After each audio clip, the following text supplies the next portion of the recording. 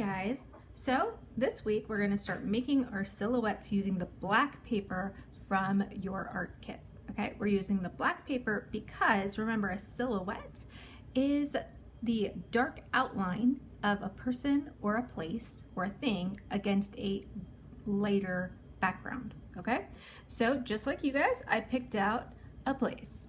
This is called the Aerial Lift Bridge in Duluth, Minnesota. Okay, it's one of my favorite places. I'm going to put that there, and I'm going to take my pencil and I'm going to draw on here. I'm going to draw the outline of my bridge. Okay, so I'm going to just go ahead and draw the outline, just the outline for now. Okay, I'm going to take my scissors, and now I'm going to cut the outline. Now, you guys can't see my pencil lines against the paper, but I can, okay?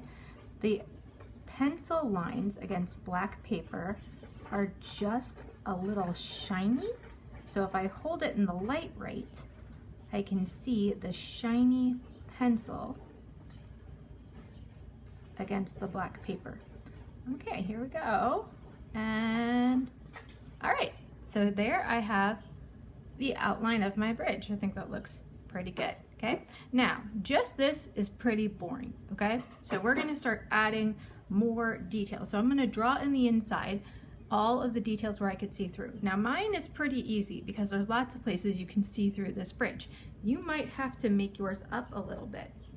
Okay, you might have to add some details to see through that aren't really there, just to make your art look more interesting. Okay, so I can draw and start with like this big bit in the middle. Okay, and lots of people are going to be like, ooh, Miss O'Hara, how do I cut out just the middle of it?